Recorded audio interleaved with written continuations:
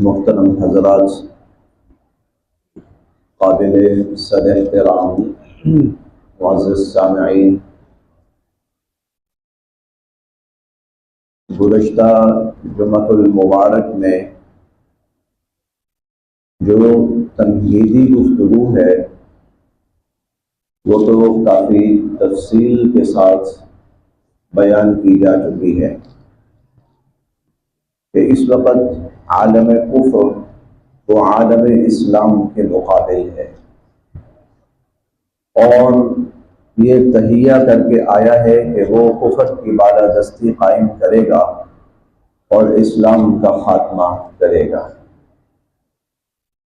اور پھر دوسری بات جو گزشتہ جمعۃ المبارک میں آپ کے سامنے یہ بھی بیان کی گئی کہ اس وقت جو سٹیج تیار کیا جا رہا ہے دنیا کے اندر، تو وہ سٹیج دراصل تیار کیا جا رہا ہے دجال کی آمد کا۔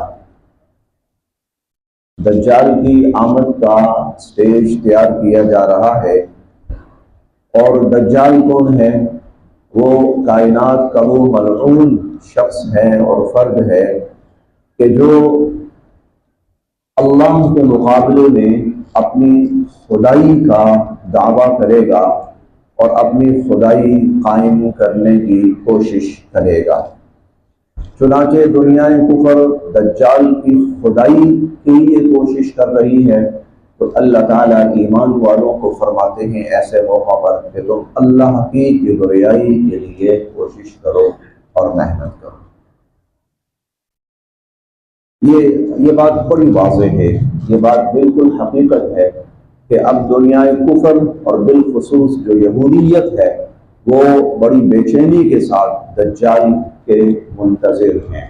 دجال کی کچھ تفصیل پچھلے جمعۃ المبارک میں بیان ہو چکی، انشاءاللہ آگے تفصیلاً بھی اس کو بیان کیا جائے گا، لیکن اختصار کے ساتھ میں پھر عرض کرتا چلوں کہ روئے زمین پر جب سے انسان وجود میں آیا ہے قیامت تک، انسان کے وجود میں آنے سے لے کر قیامت تک روئے زمین کا جو سب سے بڑا فتنہ ہوگا اور سب سے بڑا شر ہوگا وہ دجال کی شکل میں ہوگا۔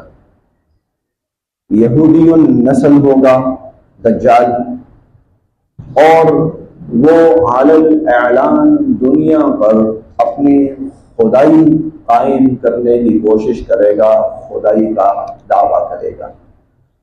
اس سے پہلے یہود دنیا کے تمام وسائل پر قابض ہونے کی کوشش کر رہے ہیں تاکہ جب دجال آئے تو دنیا کے تمام وسائل، چاہے ان کا تعلق معاشی وسائل سے ہے، چاہے اس کا تعلق صلاحیت اور ٹیکنالوجی سے ہے، اسلحے سے ہے، چاہے اس کا تعلق مہارتوں سے ہے، کسی بھی اعتبار سے ہے، تو دنیا کی جتنی طاقت کے مراکز ہیں اور دنیا کے جتنے بھی وسائل ہیں کسی بھی شکل میں وہ ہمارے کنٹرول میں آ جائیں، اور جب دجال آئے تو یہ سارے اس کے کنٹرول میں دے دیے جائیں۔ بظاہر دنیا کے اندر جب سارے وسائل دجال کے کنٹرول میں آ جائیں گے تو وہ خدائی کا دعویٰ کرے گا، اور یہ سارا جو سٹیج ہے یہ دجال کی خدائی کے لیے تیار کیا جا رہا ہے۔ گریٹر اسرائیل جو ہے اس کا مقصد ہی یہی ہے کہ دجال کی خدائی قائم کرنی ہے اور اس کا اقتدار دنیا میں قائم کرنا ہے۔ لہذا حضور صلی اللہ علیہ وسلم نے اس وقت کے بارے میں فرمایا جب یہ وقت آئے گا تو پھر دو خیمے رہ جائیں گے، ایک اسلام کا خیمہ ہوگا اور ایک کفر کا خیمہ ہوگا۔ اسلام کا خیمہ کون سا ہوگا؟ اسلام کا خیمہ وہ ہوگا کہ جہاں پر جس شخص کی تمام تر ہمدردیاں، جس کی ذہنی، زبانی، مالی، جسمانی ہر قسم کی صلاحیت، ہر قسم کا مدد، ہر قسم کا تعاون اور ہر قسم کی صلاحیت اسلام اور مسلمانوں کے لیے، یہ مسلمان ہے، یہ مسلمانوں کا خیمہ ہے۔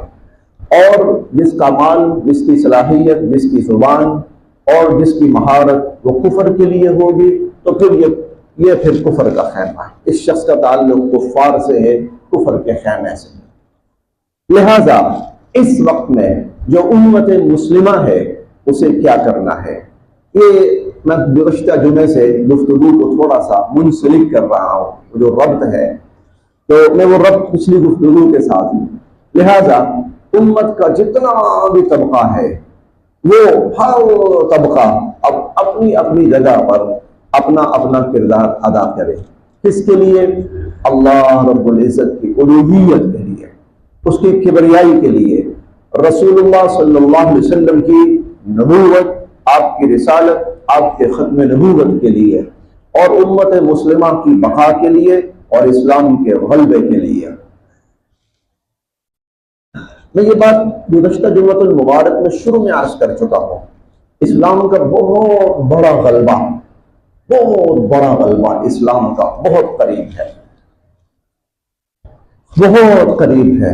اسلام میں غالب آنا ہے، اور ایسا غالب آنا ہے کہ روئے زمین پر اسلام ایسے غالب نہیں آیا، ایسا غالب آنا ہے اسلام نے۔ حضور علیہ الصلوۃ والسلام دنیا میں تشریف لائے تو آپ نے اسلام کو غالب کیا، سیاستاً میں بات کر رہا ہوں، سیاستاً اسلام کو غالب کیا، اور سیاستاً اسلام کے غلبے کا مطلب یہ ہوتا ہے کہ دنیا کے اوپر، دنیا کے کچھ حصے کے اوپر مکمل اسلام کا نفاذ، کفر کا خاتمہ۔ چنانچہ حضور علیہ الصلوۃ والسلام نے اپنی حیات مبارکہ میں تقریباً یہ آپ کہہ لیجیے کہ 21,000 مربع کلومیٹر کے اوپر حضور نے اسلام کو غالب کیا۔ یہ غلبہ چلتا رہا، سیدنا ابو بکر صدیق، عمر فاروق، عثمان غنی، علی المرتضیٰ، حضرت معاویہ رضی اللہ تعالی عنہ کے دور حکومت میں 64,65,000 مربع کلومیٹر کے اوپر اسلام غالب آ چکا تھا۔ یہ آدھی دنیا سے بھی زیادہ ہے، یہ آدھی دنیا سے بھی زیادہ ہے۔ پھر کمی بیشی چلتی رہی کمی بیشی، کبھی مسلمان مزید فتوحات حاصل کرتے، کبھی کچھ علاقے مسلمانوں سے نکل جاتے، روئے زمین پر کلی طور پر اسلام کا غالب آ جانا یہ آج تک نہیں ہوا۔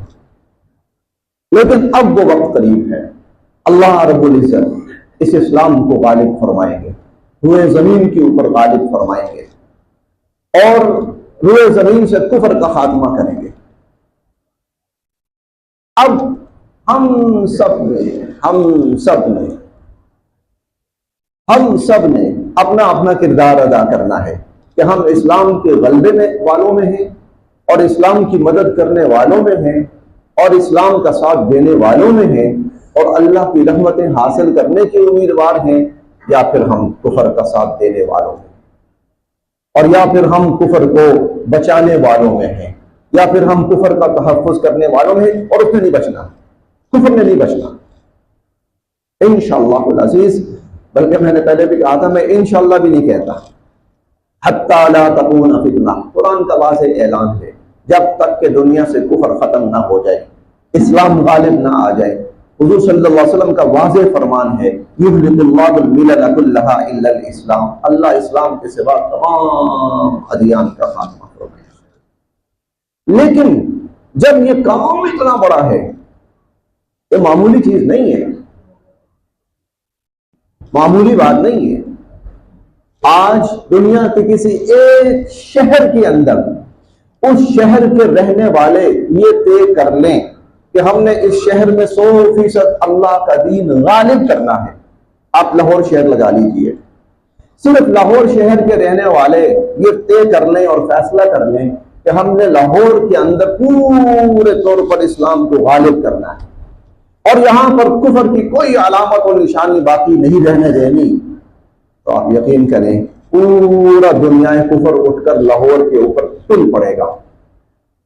صدا دو ان کو، ان کے ذہن میں یہ خیال کیوں آیا، یہ سوچ کیوں آئی؟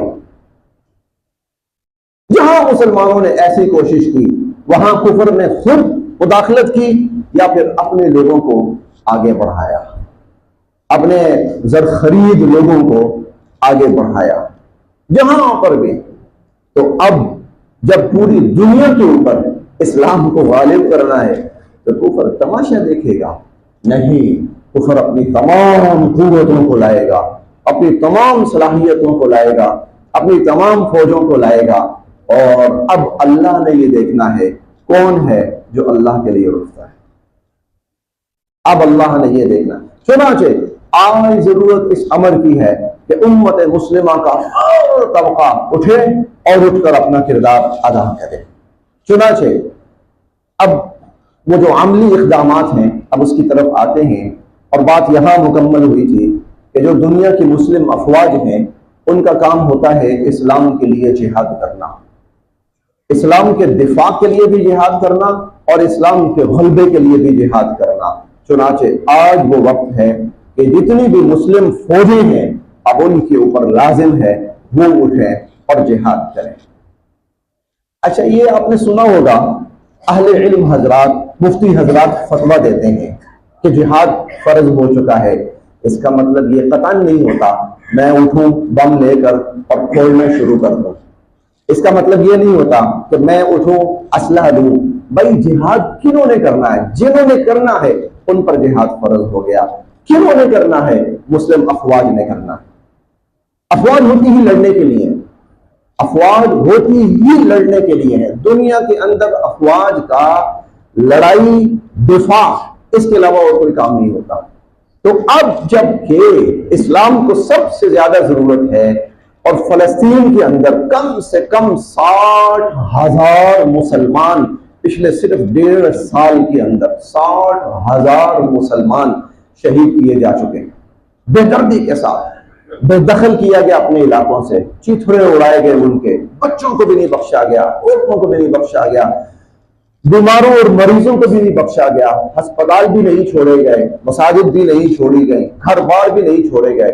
تو اگر امت مسلمہ کی افواج اب بھی نہیں اٹھے گی تو پھر کب اٹھنا ہے؟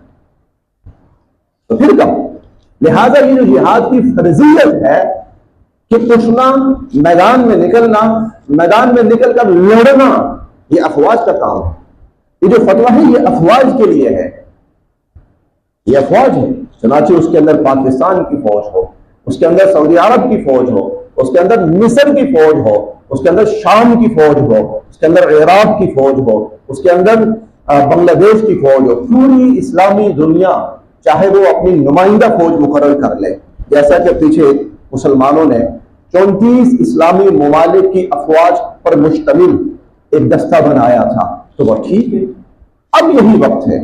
چنانچہ ان کو اس کی طرف قائل کیا جائے، منت کی جائے، ان کو یہ ذمہ داری یاد دلائی جائے، اس طرف جیسے بھی لایا جائے، احتجاج کر کے، کوئی جلسہ کر کے، کوئی پریس کانفرنس کر کے، کوئی ان سے ملاقات کر کے، کوئی ایک متفقہ لائحہ عمل لے کر، جیسے بھی ہے اب افواج کا کام یہ ہے وہ اٹھیں اور دشمن کے خلاف جہاد کریں.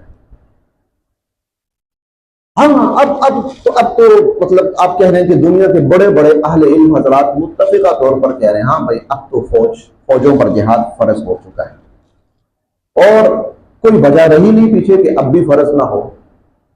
اب آتے ہیں عوام کی طرف، میں اور آپ، ہم کیسے اللہ کے دین کے لیے، ہم کیسے قبلہ اول کے تحفظ کے لیے، ہم کیسے مسلمان بھائیوں کے ساتھ مدد و تعاون کے لیے ہم کیسے جہاد کر سکتے ہیں. میں آپ کے سامنے وہ صورتیں عرض کرتا ہوں کیسے ہم نے کیسے جہاد کرنا ہے. نمبر 1، جہاد بالمال. جہاد بالمال، اللہ تعالیٰ نے قرآن کریم میں جہاں پر بھی جہاد کا ذکر کیا ہے تو وہ 2 شکلوں میں کیا ہے. جاہدوا باموالکم وانفسکم، مالوں کے ساتھ جہاد کرو، جانوں کے ساتھ جہاد کرو. جان کے ساتھ جہاد بالنفس کیا ہے؟ اٹھنا، جس کو جہاد بالسیف بھی کہا جاتا ہے، اور دشمن کے خلاف میدان میں نکل کے لڑنا. جہاد بالمال کیا ہے؟ مالی معاونت کرنا، مالی معاونت کرنا. اس وقت سب سے زیادہ جن کو مالی معاونت کی ضرورت ہے وہ فلسطینی مسلمان ہیں، سب سے زیادہ. اور الحمدللہ مالی معاونت کے راستے بھی موجود ہیں، مالی معاونت کے راستے بھی موجود ہیں. اللہ کا شکر ہے الحمدللہ. گزشتہ سال رمضان میں بھی اور رمضان المبارک کے بعد بھی اس مسجد سے فلسطینی مسلمانوں کے لیے جو تعاون کی شکل ہوئی وہ آپ نے دیکھی. اور بہت سارے مفتی تقی عثمانی صاحب کا پورا ایک باقاعدہ اکاؤنٹ ہے اس حوالے سے کہ وہ ایک صورت ہے، مولانا فضل الرحمان صاحب ایک بہت بڑی اماؤنٹ لے کر گئے مالی جہاد کے اندر شامل ہوئے. جماعت اسلامی کے سینیٹر مشتاق صاحب ہیں، مشتاق احمد صاحب، وہ گئے. الخدمت والے اور بہت سارے لوگ، بہت سارے اور بھی، انہوں نے مسلمانوں کے ساتھ مالی معاونت کی شکل کی، جہاد بالمال کیا. بہت اچھا، اور ہمیں یہ کرنا چاہیے، ہم یہ کرتے رہیں، ہم یہ کرتے رہیں. اور ہم کوشش یہ کریں کہ اب ہمارے جتنے بھی اخراجات ہیں نا، ان کو تھوڑا سا ذرا محدود کرتے جائیں. اپنے ذاتی اخراجات، جیسے ہم نے شادی کرنی ہے بچوں کی، اس میں فرض کیا کہ 10 لاکھ کا ہم نے سامنے بجٹ رکھا ہے، 10 لاکھ میں سے 1 لاکھ کو کسی طرح آپ تھوڑا سا سائڈ پہ کر لیں کہ یہ تھے اس کے لیے، لیکن اس میں سے 1 لاکھ وہ ہم دیں گے مسلمانوں کے لیے، فلسطینی مسلمانوں کے لیے. یہ جہاد بالمال ہے. اس سے بہتر صدقہ کوئی نہیں ہے. اس سے بہتر اگر کوئی شخص زکوٰۃ دینا چاہتا ہے، اس وقت فلسطینی مسلمانوں کے لیے زکوٰۃ کے ذریعے مال، اس سے بہتر زکوٰۃ کا مصرف کوئی نہیں. اس وقت اس سے بہتر صدقہ کا مصرف کوئی نہیں ہے. ہم باہر دیتے ہیں مانگنے والوں کو، جن میں سے 95% جیلی ہوتے ہیں. ہمارا مال غلط جگہ پہ جاتا ہے. یہ صدقہ نہیں ہوتا، بلکہ ہمارا مال برباد ہوتا ہے. ہاں، اس وقت جو فلسطینی مسلمان ہیں ان کے ساتھ مدد کرنا اور تعاون کرنا، یہ صدقہ کی سب سے بہترین شکل ہے. صدقہ کا سب سے بڑا مصرف، زکوٰۃ کا سب سے بڑا مصرف، مالی معاونت کا سب سے بڑا مصرف اس وقت فلسطینی مسلمان ہے. لہذا انفرادی سے بڑھ کر کوشش کی جائے کوئی اجتماعی شکل اختیار کی جائے، اور اجتماعی شکل اختیار کر کے کوئی 10 کروڑ 20 کروڑ 40 کروڑ 50 کروڑ اس طرح بڑی اماؤنٹ وہ اپنے ان مسلمان بھائیوں تک پہنچانے کی کوشش کی جائے. جب ہم اس ذہن کے ساتھ تیار ہو جائیں گے نا، شکلیں اللہ پاک خود بنائیں گے، شکلیں اللہ پاک خود بنائیں گے.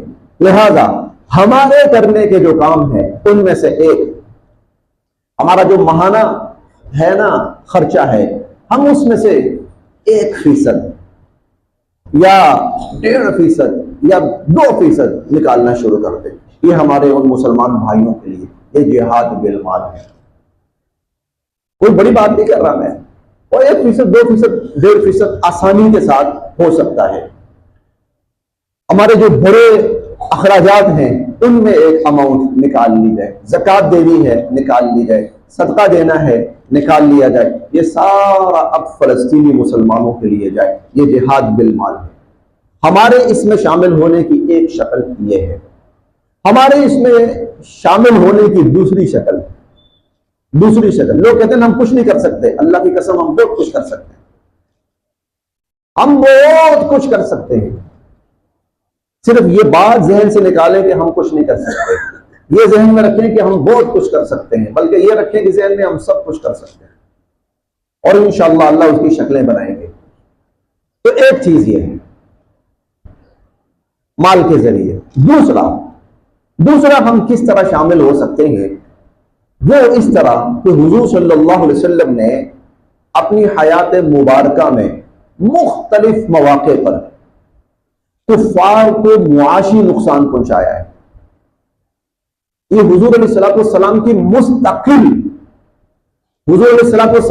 مستقل حکمت عملی تھی.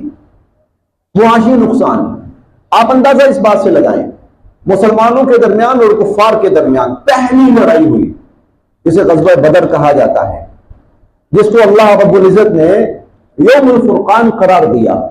یعنی یہ وہ لڑائی تھی کہ جس نے اسلام اور کفر کے درمیان فرق کر دیا. یہ پہلی لڑائی. اور اصحاب بدر کے بارے میں جو لوگ اس جنگ میں شامل ہوئے، اس کے بارے میں حضور علیہ السلام نے ایک بڑا عجیب جملہ ارشاد فرمایا. بہت عجیب جملہ. آپ نے فرمایا ان اللہ قد اطلع علی اہل بدر. اللہ نے بڑی محبت سے، بڑی چاہت سے اہل بدر کو دیکھا، ان پر نظر فرمائی اور فرمایا اعملوا ما شئتم. اے غزوہ بدر میں شامل ہونے والے مسلمانوں، تم جو مرضی عمل کرو، قد وجبت لکم الجنہ، میں نے تمہارے لیے جنت لازم کر دی. اب جو مرضی کرو. یہ چھوٹ نہیں تھی، یہ چھوٹ نہیں تھی. یہ اعتماد تھا، یہ اعتماد تھا۔ جیسے آدمی کسی کو تیار کرتا ہے نا، ایک وقت آتا کہتا جا بیٹا اب تو غلط راستے پہ نہیں جائے گا، اب تو تیار ہو گیا ہے۔ اللہ رب العزت نے ان لوگوں پر اس درجے اعتماد فرمایا کہ اب یہ ممکن نہیں ہے کہ تم کفر کے راستے پہ چلو، اب تم سے یہ ممکن نہیں ہے کہ تم کفر اس کے منافقت کے راستے پہ چلو، تم سے یہ ممکن نہیں ہے کہ تم شرابیں پیو، چوریاں کرو، زنا کرو، نہیں، تم اب ایمان کے ایسے درجے پہ ہو کہ تم سے نیک اعمال ہی صادر ہوں گے۔ یہ جو غزوہ بدر ہے، غزوہ بدر اس کی بنیاد کیا تھی؟ غزوہ بدر کیا حضور صلی اللہ علیہ وسلم کفار کے خلاف لڑنے گئے تھے؟ نہیں نہیں، پتہ نہیں۔ پہلی لڑائی، بڑی لڑائی، بدر کبریٰ بھی کہا جاتا ہے اس کو، بڑی لڑائی، اور اس پر اللہ تعالیٰ نے وہ فرشتے نازل فرمائے اور شیطان فرشتوں کو دیکھ کر بھاگا۔ فلما تراءت الفئتان نكص على عقبيه، جب اللہ کی مدد اتری تو وہ ایڑیوں کے بل بھاگا، شیطان میدان چھوڑ کر بھاگا۔ اور اللہ تعالیٰ نے انہی لوگوں کے بارے میں فرمایا تھا کہ کوئی فکر کرنے کی ضرورت نہیں ہے، اگر دشمن نے حملہ کیا نا 1000 چھوڑ 3000 فرشتے بھیج دیں گے۔ اور پھر یہ فرمایا کہ اگر دشمن نے کوئی زیادہ بڑا حملہ کیا 3 چھوڑ ہم 5000 من الملائکۃ، ہم 5000 فرشتے تمہاری مدد کے لیے اٹھا رکھیں گے۔ بہت تفصیل ہے اس واقعے کی۔ یہ جو لڑائی غزوہ بدر ہوئی، پہلی لڑائی، یہ پہلی لڑائی کیوں، کس بنیاد پر؟ کیا حضور علیہ الصلوۃ والسلام کفار پر حملہ کرنے گئے تھے؟ نہیں، بالکل بھی نہیں۔ حضور علیہ الصلوۃ والسلام کفار کی جو معاشی شہرت تھی وہ کاٹنے گئے تھے۔ کفار کی معاشی شہرت کاٹنے گئے تھے تو کفار کی معیشت کو تباہ کیا جائے۔ اور وہ کیسے؟ وہ اس طرح کہ کفار کی معیشت کا بہت بڑا دار و مدار تھا ان تجارتی قافلوں پر جو مکے سے نکلتے تھے اور شام اور عراق اور دنیا کے مختلف علاقوں میں جاتے تھے۔ جو تجارتی روٹ تھا جس سے یہ جاتے تھے اور وہ روٹ بڑے پرامن تھے، اب کفار یہ مال لا کر اس سے مقابل تیاری کرتے اور مسلمانوں کو تنگ کرتے۔ حضور نے فرمایا ان کی یہ معاشی شہرت کاٹ دو۔ حضور معاشی شہرت کاٹنے گئے تھے، لڑائی کرنے نہیں گئے تھے۔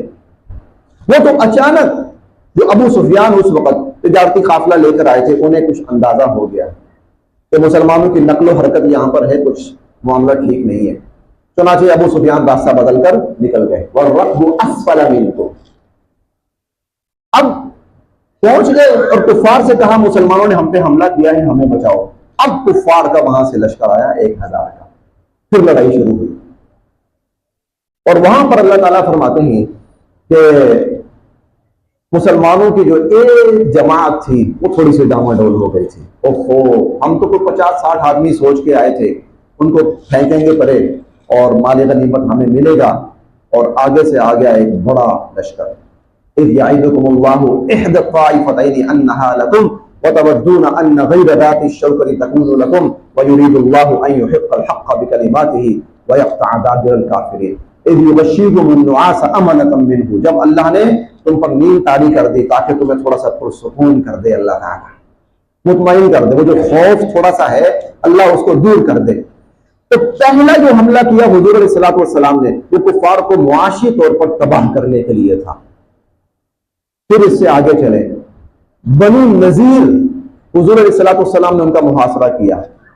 جب ان کا محاصرہ کیا بنو نذیر کا، تو ان کے قلعے فتح نہیں ہو پا رہے تھے۔ حضور علیہ الصلوۃ والسلام نے فرمایا ان کو رسد جہاں جہاں سے پہنچ رہی ہے نا وہ سارے راستے تو بند کر دو، اور ان کے وہ باغات اور ان کے وہ پھل جن سے یہ اپنا گزارا چلا رہے ہیں نا، ان کے باغات اور ان کے درخت اور ان کے پھل سب توڑ دو۔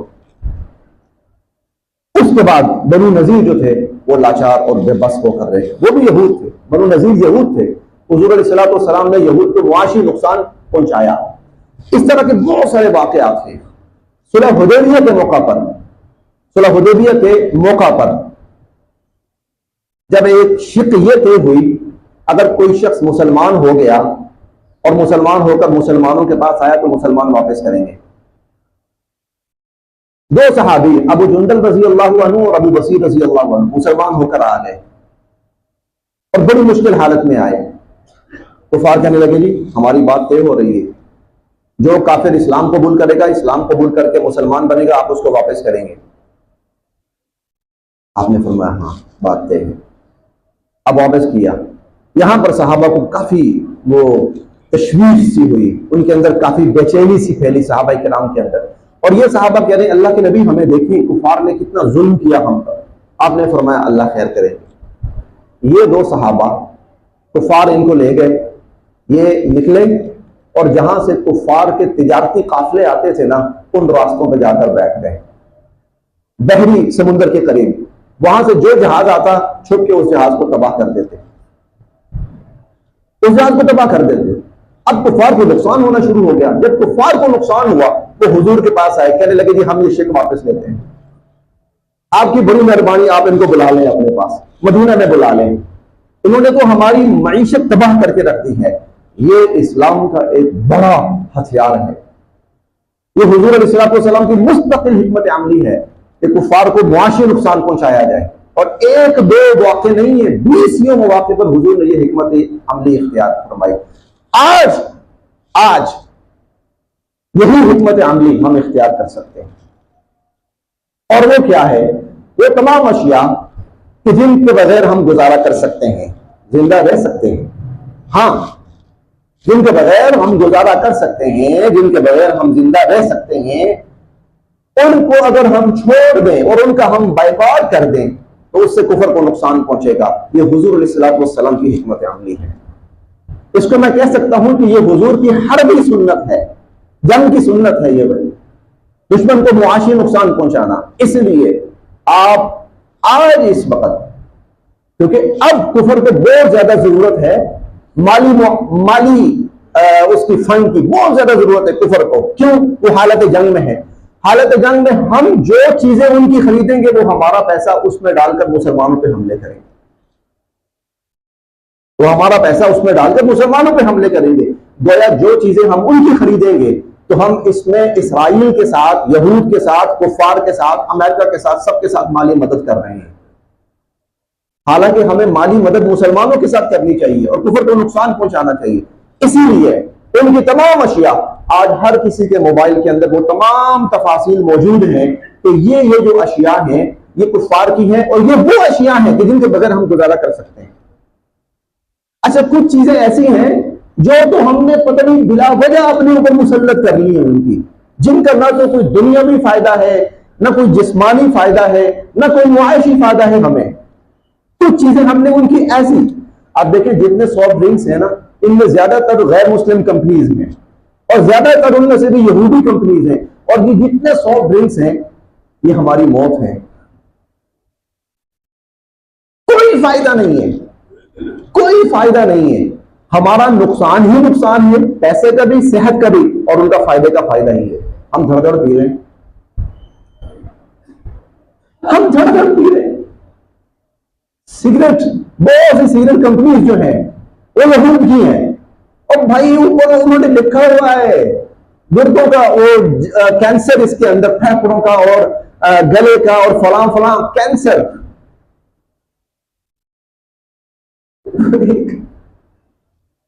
لطیفہ ہے نا، ایک شخص نے سگریٹ خریدنے کی کوشش کی تو اسے کوئی اور ڈبی دے دی. اس نے وہ کہنے لگا وہ کینسر میں ڈبی دو.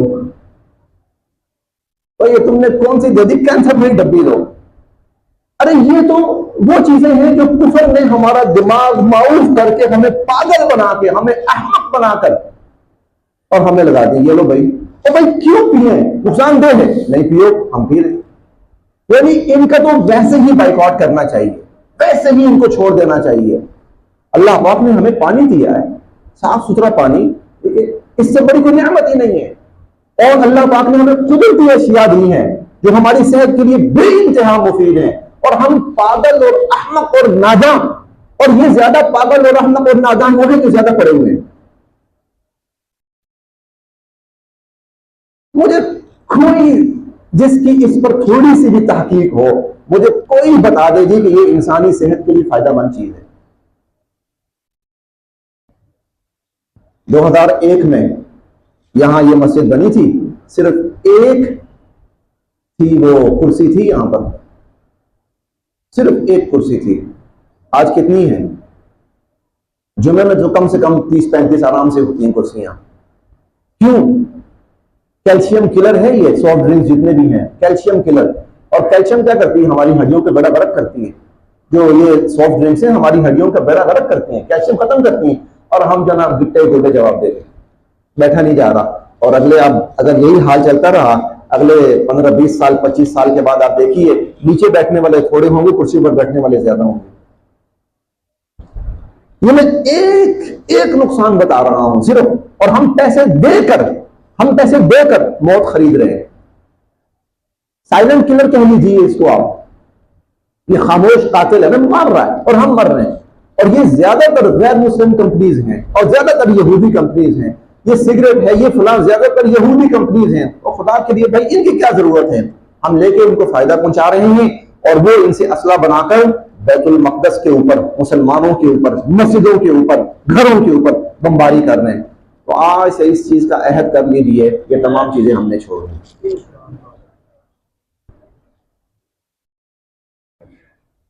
اگر جو مسلمان اتنا بھی نہیں کر سکتا نا کہ وہ یہ چیزیں ہی چھوڑ دے، تو اتنا بھی نہیں کر سکتا کہ یہ چیزیں ہی چھوڑ دے، تو پھر وہ اپنے آپ کو مسلمان کہلوانا چھوڑ دے. بعض مواقع ایسے ہوتے ہیں جہاں چھوٹی موٹی نا الحمدللہ بسم اللہ والی بات نہیں رہتی، وہاں ہاں یا نہ، اسلام یا کفر کی بات ہوتی ہے بعض مواقع پر. آج غیرت کا موقع آیا ہے مسلمانوں کے ساتھ یا کافروں کے ساتھ. 2 لمحوں کے 2 لفظوں کے اندر فیصلے ہیں. آج کفر میں دکھا دیا ہم کفار کے ساتھ ہیں. آپ سب پوچھیں نا، امریکہ اسرائیل کا فلسطین کا معاملہ تھا، امریکہ وہاں کرنے کیا گیا؟ تمہارا کیا معاملہ ہے؟ تم 7 سمندر پار بیٹھے ہوئے ہو، تمہیں کیا لینا دینا ہے؟